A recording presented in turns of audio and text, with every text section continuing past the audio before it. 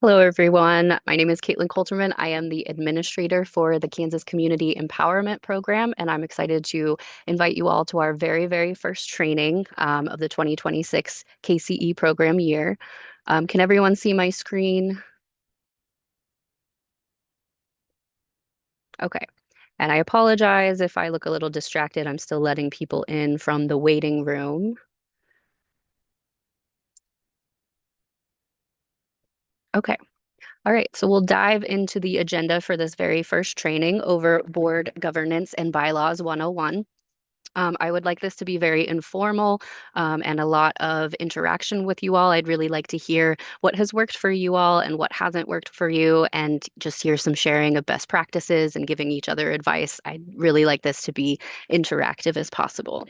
So we'll start with just the welcome and we'll have everyone go around and introduce themselves. I've got a couple of questions I'd like to hear about from all of you. And then we'll just dive into some best practices for board governance and what it really is, a little bit of Bylaws 101, and then we'll just dive into some discussion. I've got some discussion questions so that we can all continue to share and answer each other's questions. So I'll move over to our introduction slide, and I see Sarah Bloom joined. I don't know if you want to start us off with introductions as the Quality Places Director. Sorry, I was a few minutes late. I had No another worries. meeting that went long. So sorry. Sarah Bloom, Quality Places Director at Kansas Department of Commerce. The Quality Places Division is where the Kansas Community Empowerment or Kansas Pride program lives at Commerce. As of July 1st, we're very excited to have all of you joining for our first training. As Caitlin said, we want this to be very interactive. We want to learn as much from you as you learn from us. And so please don't be shy. Turn those cameras on, turn those microphones on, and let us hear what great things are happening in your communities. And we'll all learn from each other. But thank you again for being here today. Thank you to Caitlin for putting together this great training, and I look forward to being a part of it. Sorry, just pulling up my notes there. All right, so the first person on my screen is Marcia. If you would like to introduce yourself and quickly answer these questions, we'll give everyone just a couple of minutes to go through them. Okay, my name is Marcia McMullen, and I am recently have joined Helping Hands of Sylvia, Kansas, and I am new to the group and uh,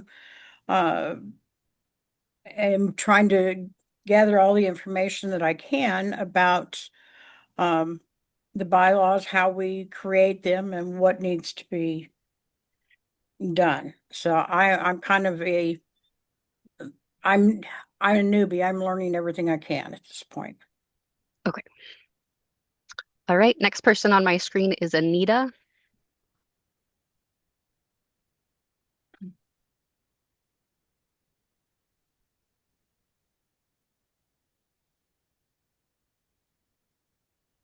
Anita, are you able to unmute? There Oh, we there you go. go. Okay. Hi, I'm Anita DeVault. I'm from Columbus. I am the chairman of our Imagine Columbus committee. Um, Bylaws, I'm not sure. Um, I don't know. Okay. Um, Grant will be coming up pretty soon. Maybe he can answer that question. Okay, no problem. All right, Denise. I'm with Grainfield Community Development Committee. Kay Hoffner is also on here, and she's our head go-to. Um, so yeah, glad to see everybody. Okay. And does your group have a board of directors or bylaws? Yes, Yes. Okay. Yes, we Kay have would both. answer that better. Yep, we have both. Okay, great. All right, Linda. My name is Linda Dorman. I'm with Delia Community Pride, and we have officers, not necessarily per se a board of directors, I guess. Um, and we have four officers, and We do have bylaws, but they were written, I think, in 2015 when we first became a Pride organization. So they definitely need to be looked at and redone. Okay. All right. Next person on my screen is Kay. Yep, I'm with Granville Community Development Committee. Denise just included me on her little speech there. Yes, we do have bylaws and board of directors. Right, Scott. Hello. All right. Good afternoon now. I'm Scott Sargent, the president of the Wilson Community Empowerment Group. And we do have bylaws. They are from 2008, but we have reviewed them and we have 4 officers as we're elected every year. What's your other questions? Yep, That's just board about- and bylaws. Yep, that's it. All right. Thank you. Grant. Grant Spieth, the mayor of the city of Columbus. I'm part of the Imagine Columbus group. Our group has been active for a long time, but I couldn't find any history prior to 2015 that we could actually follow. As far as I know, we do not have bylaws, and our meetings are pretty informal. So bylaws would be a good thing. We have 3 officers, I think. No, we have 4. We have a chairperson, vice chairman, a treasurer, and then we hope to have a secretary soon. I'm acting secretary for right now. Okay. That's it. Okay, great. Thank you. Kim.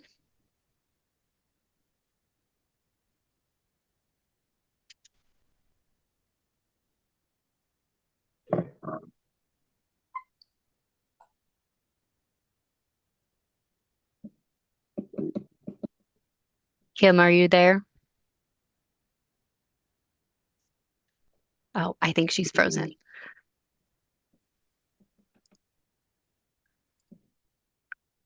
No worries. We can move to Christina. Hello, I'm on my cell phone, so I'm going to leave my video off. I'm with Riverton Community Development. We've been in existence since 2020. We do have a board of directors. We also have 2 youth participants from our local school that have joined our committee this year. We do have bylaws, and thanks to Jerry's help, I think he's on this call, we updated them this month. Awesome. Thank you. Great. That's awesome. Great to hear. Jeanette.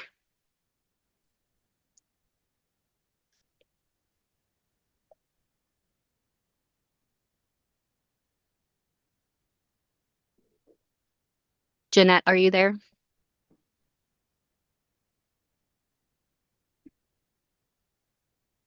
Okay, we can move on to Lisa.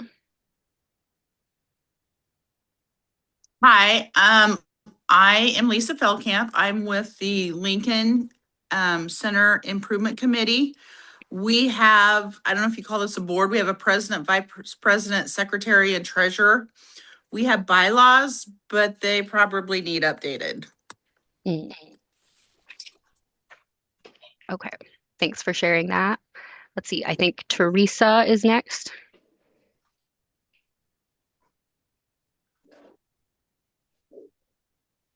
Oh, and Jeanette, I see your chat. She can't get her mic to work, but she's with Valley Falls Community Development, and they have volunteers to work together, but no board or bylaws. It looks like Julie with Leonardville Pride also doesn't have a working mic. They do have officers, but not a board. They meet monthly with about 7 regulars in attendance, no official bylaws, but they do have a mission statement. And I think we were on. Teresa, are you there?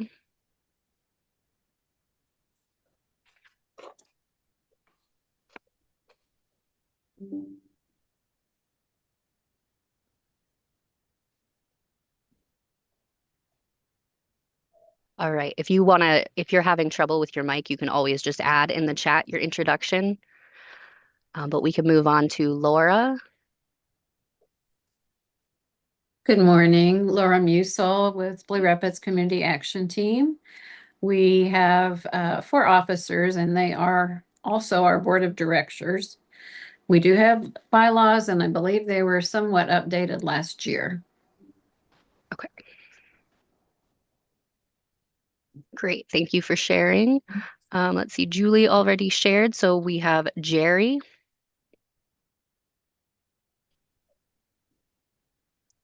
Hello, can you hear me? Yes, we can hear you. Okay, good. I'm Jerry Zayas. I'm with the Blue Rapids Community Action Team. We've been in existence since 2018. Just like Laura previously said, we have a board of directors and our officers, and our bylaws have been updated since 8th of April, 2025. Oh, that's good. All right, moving on to Baron is listed next.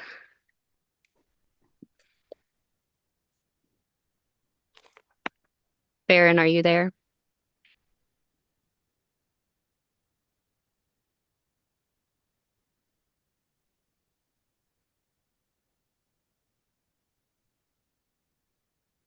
Okay. Let's see. It looks like we have Julie in here twice. Kim, were you able to get connected? Would you like to introduce yourself?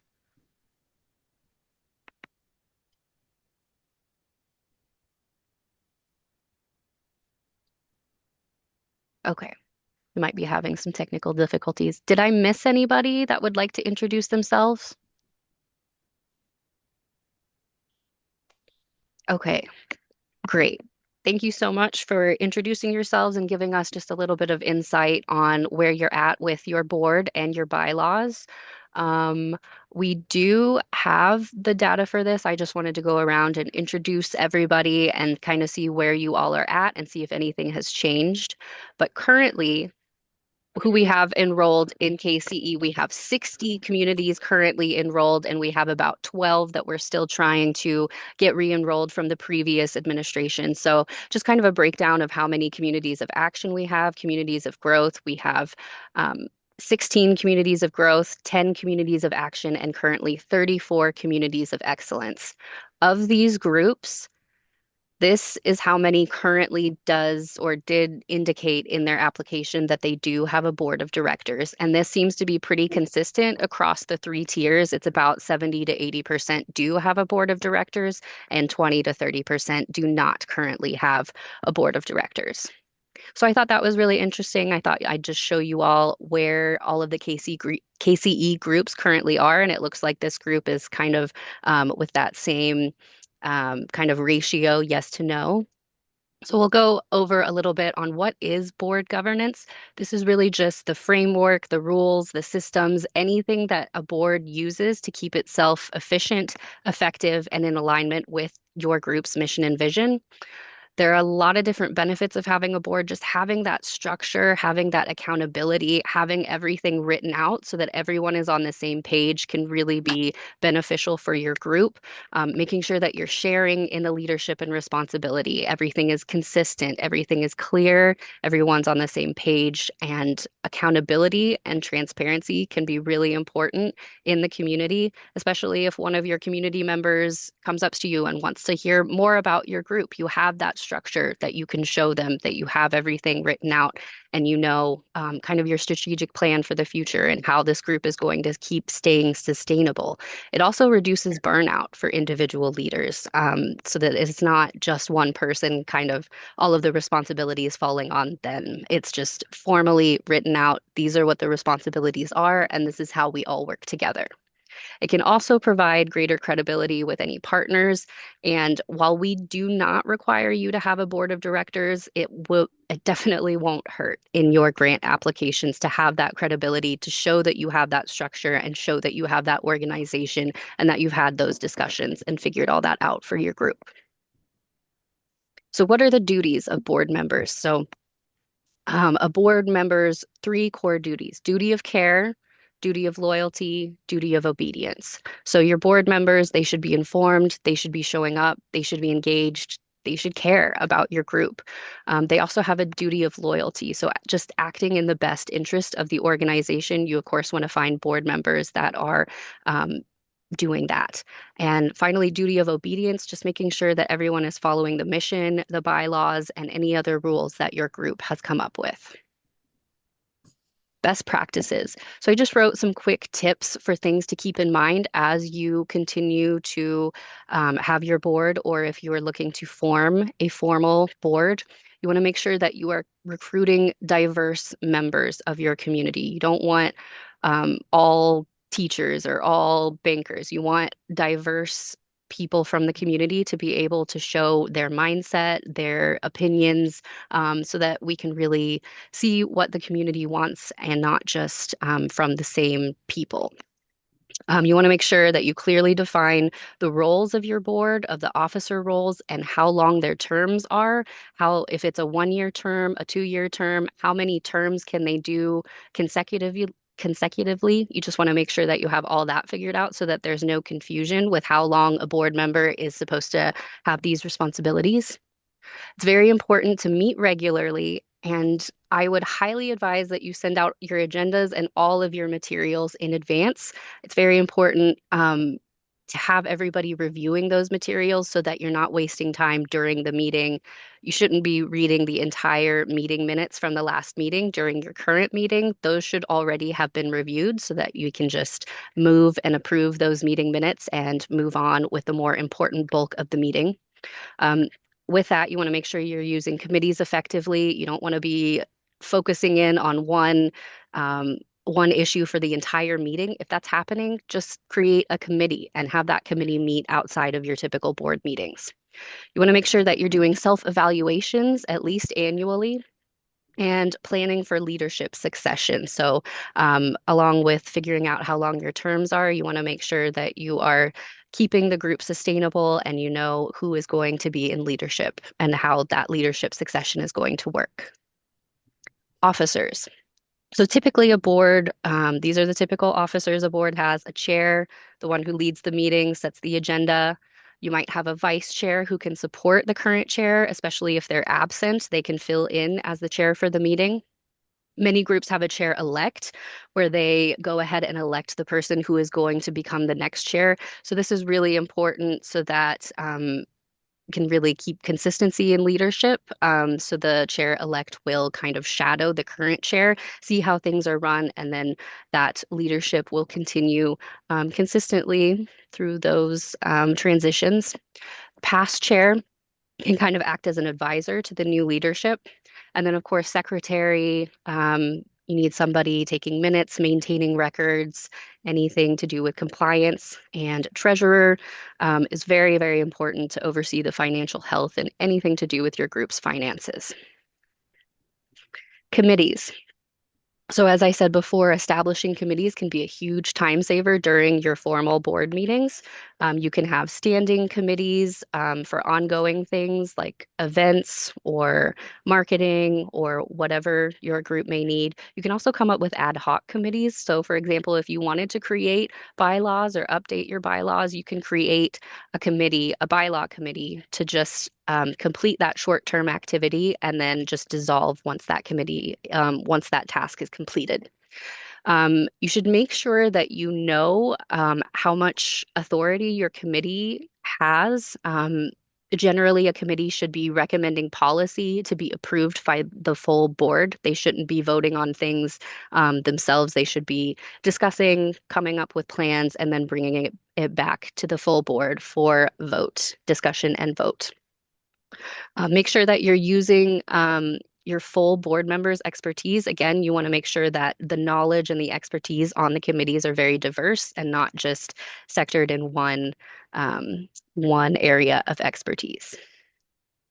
Agenda, just a typical agenda for your meetings. I'm sure you all have something a little similar, but we typically do a welcome, call to order. If you don't know everybody, you might have introductions. Always approve the minutes from the last meeting.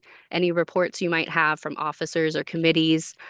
You could call this old business, or we always used to call it unfinished business. So anything that you're wrapping up from a previous meeting. And then new business, anything that you're introducing into the current meeting to be discussed. And then typically announcements and then a motion for adjournment. So the typical way that boards structure their meetings. It's called Robert's Rules of Order.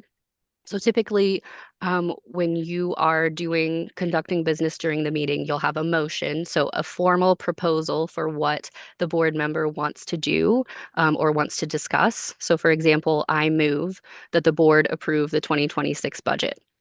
And then someone would second that motion just to show that at least one other person is interested in continuing this discussion.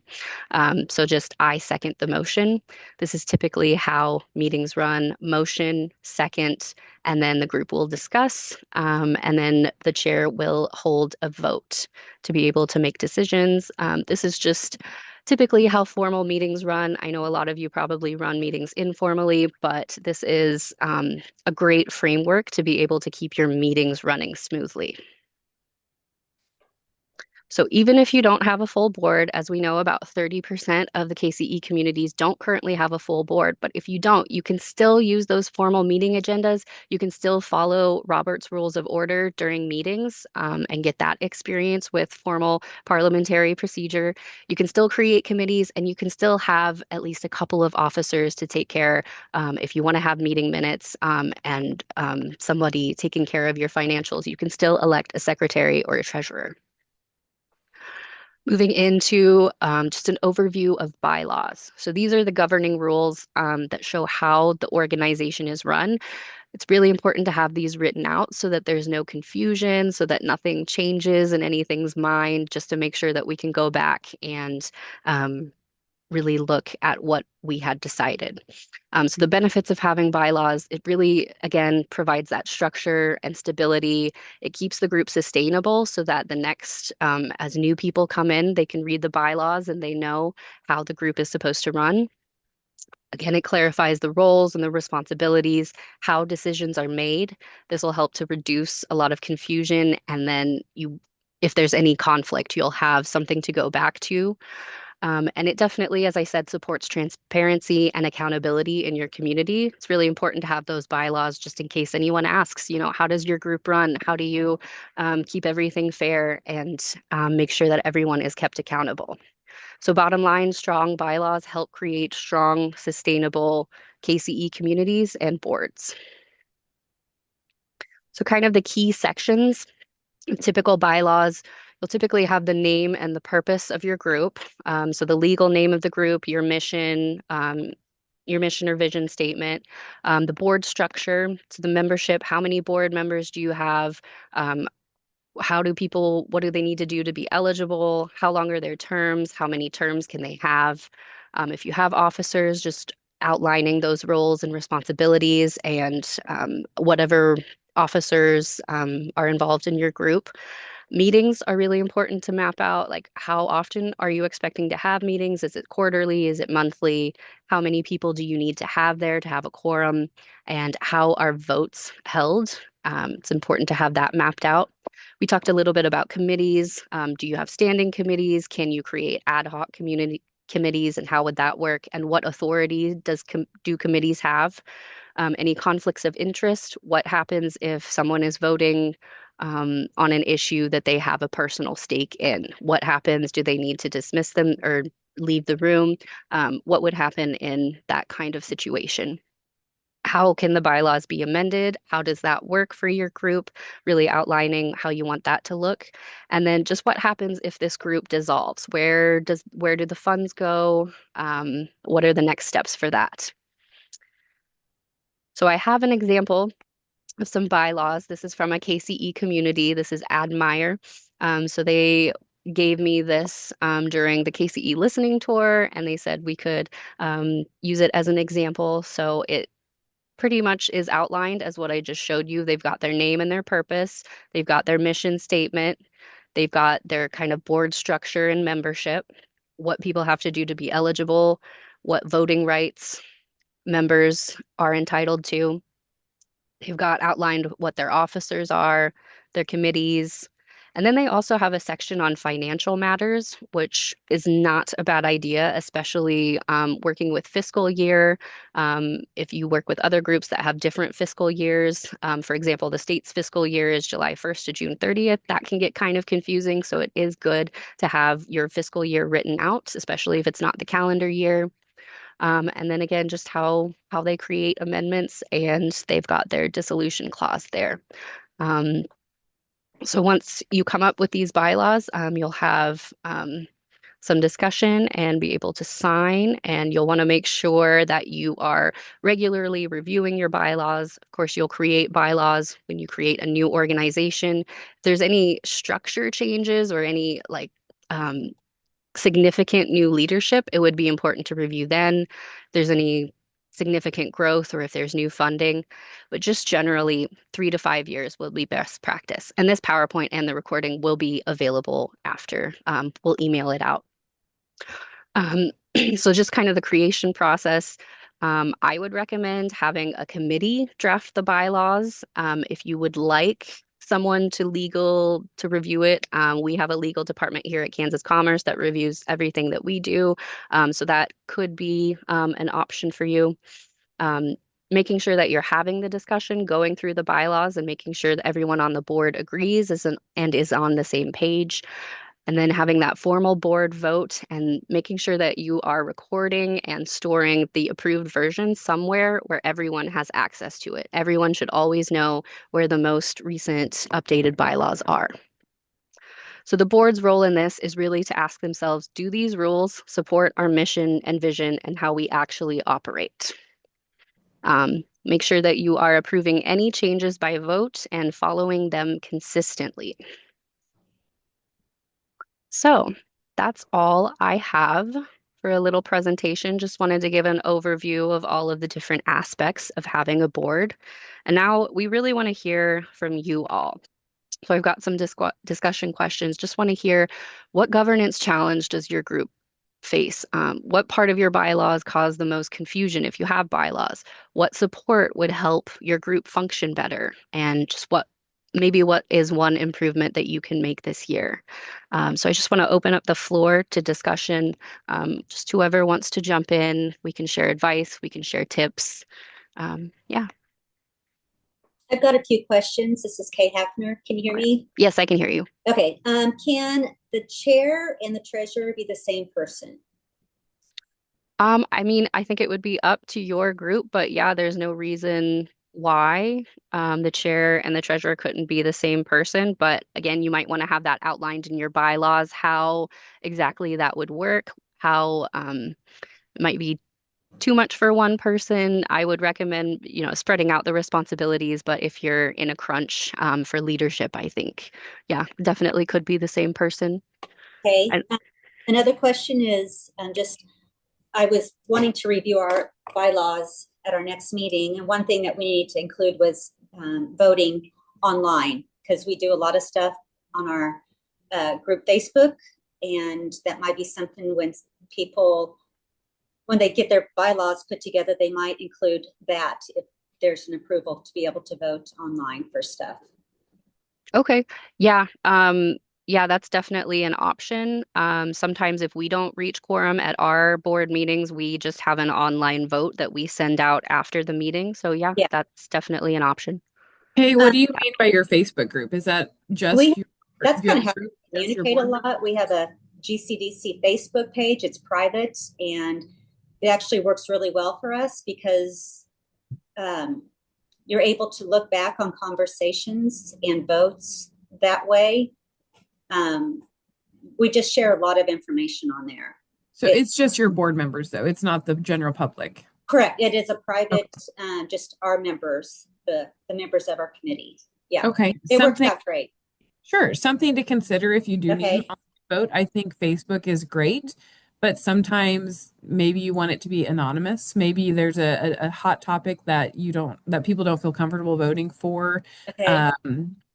A Google form is completely free. That's how we send out our online votes. Great idea. And that way each individual person can go on with their email and vote for whatever they need to. And even if they need to abstain, there's an option there as well. So just something to consider. If there's a vote that people will feel more comfortable doing anonymously. You can still put the link in your Facebook group, but it'll link directly to a Google form, which again is completely free for anyone to use. That is a great idea. That's a perfect idea. The self-evaluations, do you guys have examples of those self-evaluations? Do you mean I'm assuming it was the board or the officers. Is that the self-evaluations you were talking about? so you mean a self-evaluation for officers? I I'm do have, assuming it was for the officers, yeah. okay, I'm not sure exactly what I Oh, do well, have. I'm so sorry. Do you have evaluations for the officers? Like, do you have any recommendations on the rest of the committee to evaluate their performance, like the chair? Okay, like performance evaluations. Yeah. Yeah, that could definitely be an option. I haven't interacted with a board that has done performance evaluations, but that would definitely be, definitely wouldn't hurt. Yeah, that's a great idea. I didn't know if you guys have any examples that you would be able to share, but okay. I can I definitely ask don't. around. Yeah, and I think it would probably be similar to a job evaluation. I'm sure you could Hmm. do one. As far as that goes, I've never seen a board evaluate their officers before. I'll say that just because typically officers are only in place for 1 or 2 years. And if they are doing a bad job, then typically the board is holding them accountable. I mean, if your board is Yeah. active, if they're doing a bad job, then the board should be able to say, hey, we need you to step up. Um, I've never seen a board officer evaluation. I'm sure we Okay. could do one. I'm sure we could create one, but I think it would be similar to a job evaluation. Okay, that's Yeah. fine. I just our bylaws are set up where if it's agreed upon by the majority of the board of directors that the officers can stay on for more than one term or two Sure. terms. Sure. So, and a lot of it, I'm sure in small towns, you don't have a whole lot of participation. And so, Hmm. And I think that's probably an evaluation in of itself. Hey, if the board is like, hey, you did a great job, we'd like you to stay on. I think that says a lot. If it's more like, oh, they were hard to get a hold of, they weren't at a lot of our events, they weren't very active, then you're probably not going to be asked to stay on for an additional year. So I think that is an evaluation of itself. okay. One more question. So we receive a donation annually to help pay for, I guess, a salary or a contract labor on myself, actually. And I am the co-chair. Is that legal? Ask it one more time. So I get paid based off of a donation that's come into our community development committee, and I am the co-chair. So is that legal, or does that need to be put in the bylaws? You are the co-chair of the finances? I am the co-chair of the committee, and I am the treasurer, and I get paid. Are you signing your own checks? We have the co-chairs both sign checks. Oh, do I? It gets signed by the other chairman. I think as long as you have those safeguards in place, it's totally fine. I mean, you are the officer of the organization. As long as you're not signing your own checks and someone else is doing those checks and balances, I think you're just fine. Okay. Does that need put in the bylaws? I don't think it's a bad idea. Yeah. And that's all my questions. Thank you. Good questions. Yeah, thank you.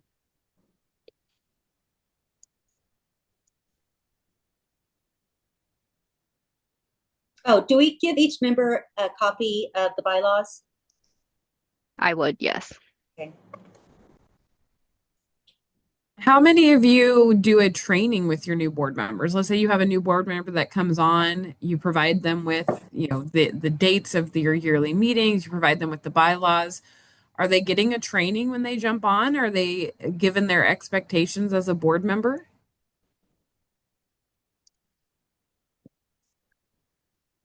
I don't know if this counts, but I invite new members to join our Facebook page so that they can kind of see an overall view of how we work. Sure. That counts. Sure. So little background from myself. I've been with Commerce for almost 4 years. Prior to that, I was the executive director for Downtown Hayes Development Corporation, a nonprofit in Hayes, which was a 501c3 and had a 13-member board. When we had new board members come on, they were given a 3-ring binder that had all of the information that we thought would be pertinent to them. It listed all of our annual events, our annual meeting times, our bylaws, our expectations. It had a conflict of interest form for them to sign. When we gave them that, we invited them to lunch. Essentially, we had a training lunch and invited them to lunch to hear about the history of the program, to hear about, our goals and maybe some of the things that we were working on. We talked about their expectations as a board member, because you don't want someone that just shows up to a meeting to check the box, right? You want someone that's engaged and feels like they have a purpose. And so by inviting them out for, it doesn't have to be lunch, but a coffee or a meeting, and letting them know what the organization has done, is doing, wants to do, and bringing them into that right off the bat, it was a game changer for us. It makes them feel incorporated right away. And then it gives them the opportunity to, maybe you do have some outside committees set up for your events, and you can ask them, what is your interest? What was your goal of joining the board? How can we get you connected? What committees would you like to serve on? That's more of what I talk when I say training, is more of what I'm leaning towards. I like that. We do have a conflict of interest form that we have them fill out, but I'm curious to get a copy of what you guys use. It was just kind of one that we invented ourselves, but if you have one you could share. Yeah, we can definitely share that. That'd be great. Thank you.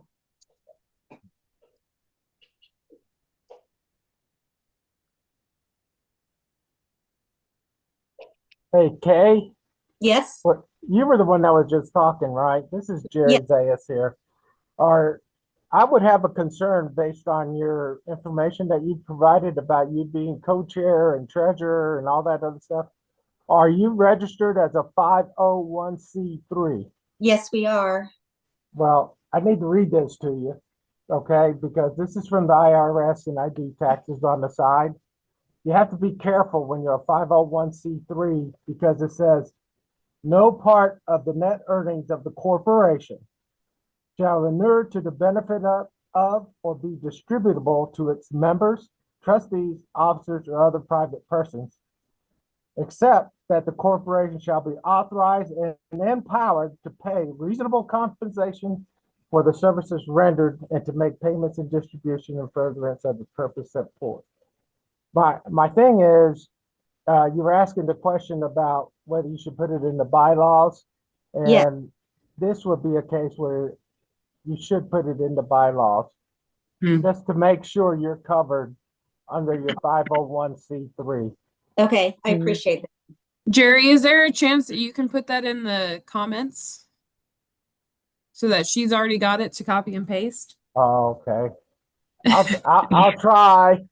If not, just shoot me an email and I'll shoot it over to Kay. Honestly, Jerry, I wouldn't even know how to get to your notes if you put it on here, so that would be better. Just email it across. Okay, I'll try now. Okay, thank you. You're welcome. So how do other, organizations that pay, there's all kinds of 501c3 organizations that pay somebody. How do they go? You are an anomaly in the KCE world. I'll say that. I think you are the only KCE group that has a paid officer that we talk to. So let me say that. And if there's anybody on the call that disagrees with me, let me know. But from my recollection, you are the only group paying someone to do these services. Okay. Now, in the world where I was an executive director and paid for that role, I was not a board member. I was the executive director. And so I handled the duties and I was appointed by the board to essentially carry out the day-to-day activities. But the board members, none of them were paid. The treasurer, the chair-elect, none of them were paid. The executive director was paid and they were completely separate from the board, the voting body. Okay. That makes sense. So there was that separation of board versus director. There was that separation of finances. I didn't sign my own checks. The treasurer signed my checks, things like that. that is the more common setup, is if there is a person, they are considered the executive director, not necessarily the board president or the board co-chair. Okay, so how this all started was I was able to do this voluntarily, and honestly, I think that's how we're able to get so much done, is because we are able to pay somebody to do a lot of the work. But we started getting a donation from an individual, and that is how we were able to start paying these. So do I need to step down as co-chair then? No. No. Kay, I would say it's a discussion for your board. I'm not going to tell you that you need to step down. I'm not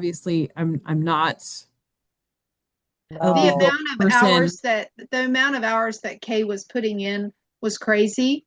Mhm. And to not get paid for it, I mean, it's literally a full-time job almost for her. And So Denise, for I don't think that would change. I think it would just change her title. I would change her Yeah. title to the executive director of your group. Okay. And then she would work closely with you as the board president still to make sure things are getting done. But I think that creates that black line between the voting body I agree. and Kay's role as the administrator. Okay. I agree with that. I feel more comfortable with that. So as executive director, I can still continue to do whatever I was doing. Yes, you are still the one that is carrying out the goals. You're doing the day-to-day. You're making the decisions that moves the organization forward. You're still talking to the board on a regular basis. You're still interacting with them. They still can push back on decisions like, hey, I'd like to do this. They can say, oh, but maybe we should do this. The board still has the authority over what, ultimately the goals and direction of the group are, but you are the one making the day-to-day decisions. Okay, and I would not be able to vote at that point then, And correct? you would lose your vote essentially, which Okay. I don't think is a bad thing either, I Kay, because agree. making those day-to-day decisions, you're bringing the recommendations to them, and then you're saying, here's how I feel. What do you feel? They vote, and then you move forward. Like that a lot better. Yeah. Thank you so much. Of course. Denise, do you feel okay with that? Yeah, we just can't lose Kay. Right. No. I'm No, not suggesting that at all. No, I totally get it, and I think that's a great idea. Executive director is I like Kay that. over and over. Yeah. Yep. Yeah. I like that. Okay. Perfect. Thank you. So Jerry, I see you on mute, and go ahead. Yeah, so I got another thing here.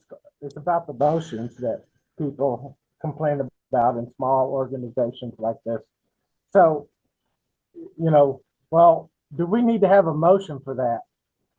And the answer is, if you have to ask the question, then you need a motion. Okay, that's normally what it is. But what you really need to capture is any financial payment of something, anything that's going to commit the organization to something. Make sure you capture that. So like in case place there, that reorganization, that needs to happen in the meeting. It needs to be captured in the motion, and then you can put it up to change the bylaws. Yep. That always becomes an area that in small organizations that we struggle with here where I'm at. The second one is the succession planning. You know how hard that is? That you guys know. That is hard. Mm-hmm. You have someone like Kay that's doing almost everything. Okay, now let's say Kay decides to move to Florida. Right, Kay? I'm thinking that sounds pretty good right now. Okay, but I just got back from a Caribbean cruise, so I'm with you. Oh, yeah. But see, and then you go, okay, who's going to do it? And you never get any volunteers. So one of the things I've been praying about a lot lately is just go asking people to help and volunteer. You literally have to ask them, especially a new person or somebody, or because many times, my wife's a good example of this. She'll go to someplace, volunteer, and no one would put her to work. Because everybody else is doing all the work and everyone's happy she's there, but we have nothing for you. So what happens? She stops going. She stops helping. And so what I've been trying to do with some of my friends is slowly getting them involved. Hey, here's why it's going. Hey, can you help me do this? Can you help me do this? So I'm the secretary of the organization. So I keep track of minutes and anything that comes in there. You know, I'm real regimented and I want it done right. But the purpose is so that we can capture all that information and be able to say, we talked about it. So one of the things I started doing now, and I just got this, is called Plod Notes, where you put it on the back of your phone and you're in a meeting and it captures everybody talking. Okay. And I'm still taking notes, right? Because I'm trying to capture the major ones. But the last meeting we had, and we meet once a month with the board and everybody, it was 18 pages of notes. And it captured word for word what everyone was saying. Now, obviously, I didn't put that as my minutes. But you know what? I could go back to it and search it and say, you know, we talked about this. We talked and stuff. And that's been helping me keep track of that. The other thing is the structure of the meetings really depends on you all, the group. How do you want to do it? This thing about new business, old business, being very formal, some of that's good, some of that's bad. Okay. What you really need to do is play it so that everybody has a voice and no one's going to get ashamed or hurt, or be careful of the person coming into the outside the organization and showing up and controlling your meeting, which happens in Kansas a lot with Billy Bob showing up and he controls the whole city and he's not even elected. Okay, well, it happens in these type of organizations. So those are some of the things I could offer for the group. The last thing is, if you need any help, just ask. You know, I've seen organizations spend $3,000 to $4,000 to incorporate by paying a lawyer that fee. And all you have to do is go to the Kansas website for it, and they'll say, we made these forms so simple that you don't need a lawyer. You know, and so I keep telling them, well, do you go get a lawyer when you get your driver's license? And the answer is no. Okay. How about a business license? So there's people on here that have the expertise that could help you out and try to navigate, but the responsibility is still you all, you know, your organization. So that's all I have. I have a quick question. This is Marcia McMullen. Jerry, what was the name of that app that you said you're using? It's called Plod Notes. Here, I'm going to type it in. Thank you. Oh, no, that's not what I wanted to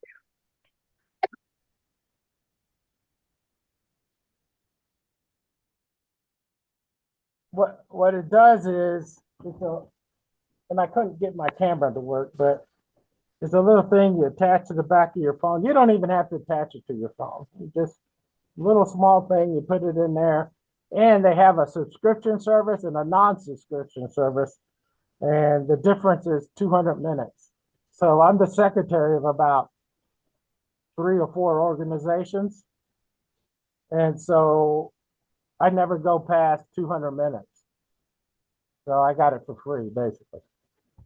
Suggestions in the chat of AI tools. I know you use a couple of different ones.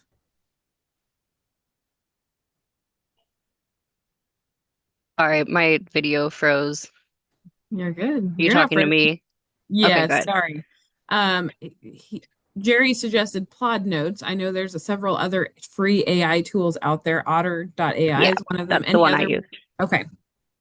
Anyone else have any suggestions? I know even if you don't want to download something, most of us have phones that have a notes app that will record transcriptions for you. They have a voice memo app that will record it.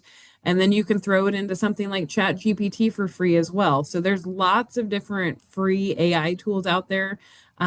Being a secretary in today's world should not be nearly as scary as it used to be. You know, 5-10 years ago when you had to keep everything written down. Lots of tools out there to help with that now. We use ChatGPT. Okay, how do you do it? Do you record it live on ChatGPT, or do you record it with something else and then upload it later? Well, maybe I don't know what you're talking about. Are you talking about meetings or what? Yes. Oh, sorry. Nope, we don't do that. Okay, you're using ChatGPT to create emails or Yes. okay, Yeah. sure. The only thing I would caution against is ChatGPT does get it wrong. So just make sure that you are reading everything and double checking that they haven't changed. You know, one word can change and change the whole meaning of the sentence. So just double check everything that those AI tools are doing for you. Great. If you're using them to write grants, double check that as well too. We're getting pretty good at spotting grants that are written by AI, and we want to hear from you all. We don't want to hear from the computer. Those long dashes and bullet points, and there's some other things in there that are dead giveaways. So just make sure it's coming from you. I just I got the ideas. I just don't know how to word them well. So Nope, I get that. I certainly use it too.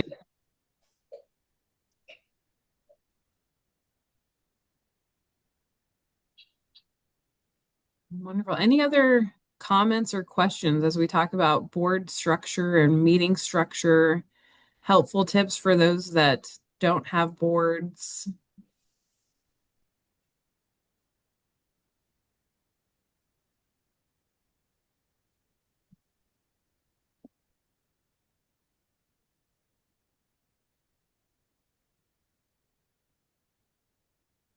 Very good.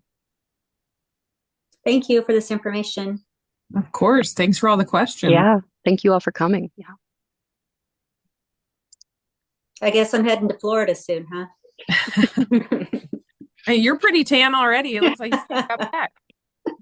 I wish. Caitlin, you want to wrap us up?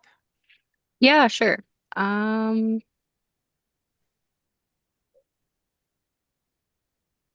Let me share my screen again. I just had a couple of last slides. Teresa just said, you mentioned a lawyer. Do you charge a fee for the service? Teresa, I'm not sure what you're referring to. A lawyer can help write the bylaws. They can help you create a 501c3. I don't know that it's required for any of that. I know it's not required for any of it. If you do use a lawyer, yes, they will most likely charge a fee unless you're one of the lucky boards that have a lawyer already on it. And then hopefully they would just give you their services for free because that's their contribution to the board. But yes, if you are going to use a lawyer, I would expect fees.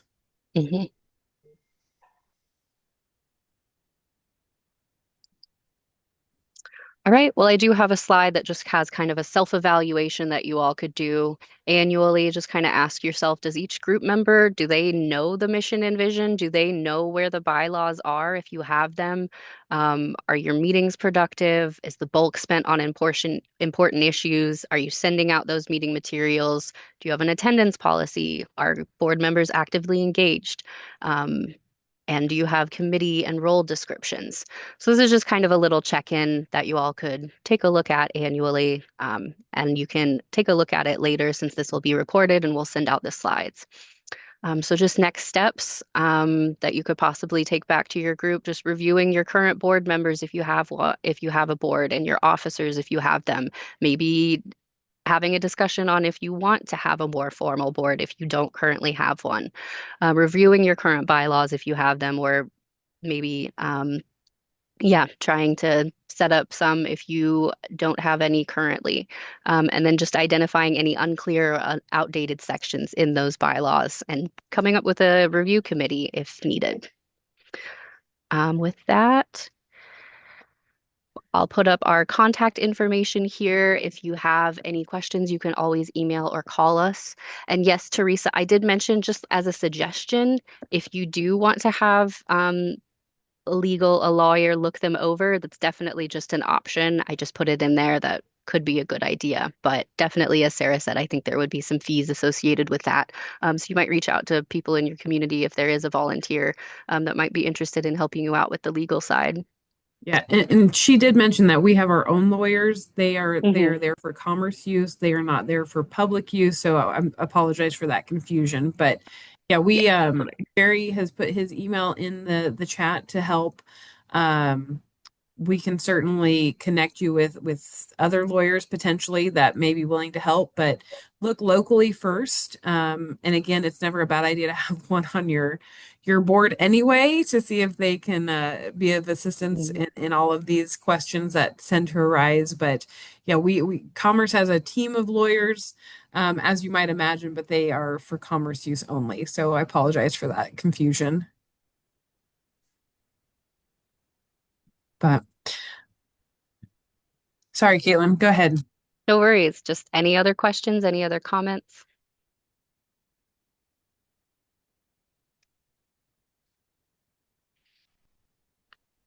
Caitlin, I'm going to offer our services. We are happy to look them over too. Yeah, Jen and I definitely. have both written bylaws, have both written missions and visions, and we both of us have a lot of nonprofit experience. So while we can't offer our lawyers, we can offer ourselves. So I'll throw out what Jerry threw out. We are happy to help you in this process if that's something you're looking at. If you want us to come talk to your group, talk through roles. We're actually currently in the middle of strategic planning with the community. That's a KCE community, in fact. We are working with their board, who has been established for about 15 years. When they reestablished themselves, the roles weren't clearly defined as who would work in chamber and who would work in economic development. And there's just some confusion 15 years later of who needs to be doing what and what the goals are. And so we're actually knee deep right now in the middle of strategic planning with the KCE community of what that board could look like, how it should be structured. And once we figure out how the board should be structured, then we're going to dive even deeper. We're going to do strategic planning of what each of the new defined roles should be working on. So we are happy to come into your communities and do strategic planning, whether that's on a community level or on a board level. So please reach out to either of us if we can be of assistance in that. And if you don't want our assistance, you just want us to maybe read things over, we can do that as well.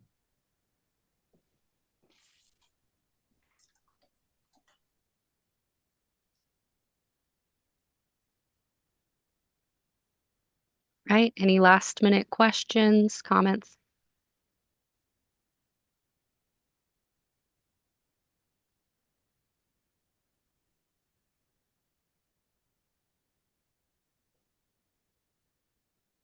I do have a question. I know that in the previous Kansas Community Empowerment through K-State, we had to do quarterly reports. Where are we at with that? Yes, thank you for asking. That is a great question. So our first report, so we'll just have the biannual 2 reports a year. So we'll have the first one due in June, and we will communicate to you all what is going to be on that report so you can begin tracking that. So June and December will be when KCE reports are due. And if you do receive a grant, you will have additional quarterly reports that are due with that grant. Okay.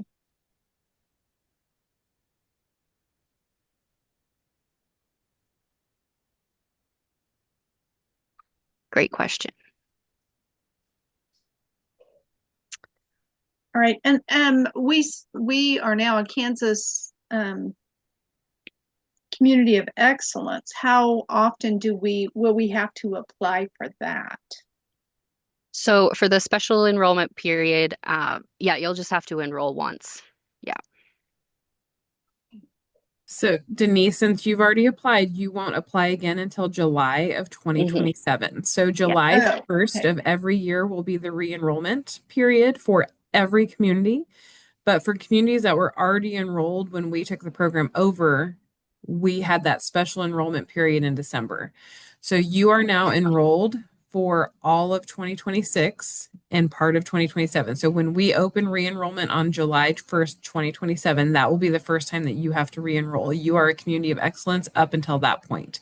Unless the only exception to that would be, hey, we've been a community of excellence for 6 months.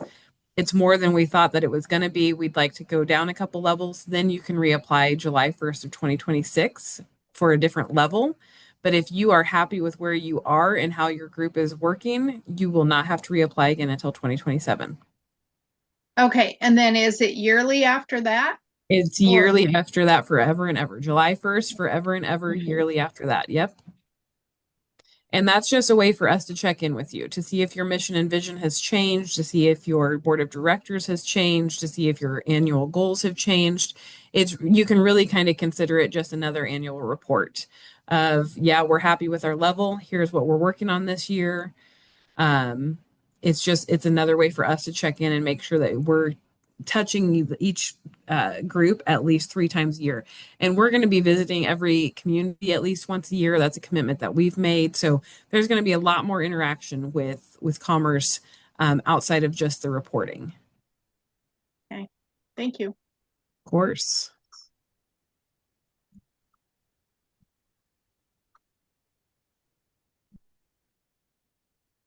All right. Well, we are a little past the top of the hour. So unless anyone has any last minute comments, I think we can go ahead and close. All right. Thank you everyone for joining. This was a great first training. Thanks so much for all your engagement and your great questions.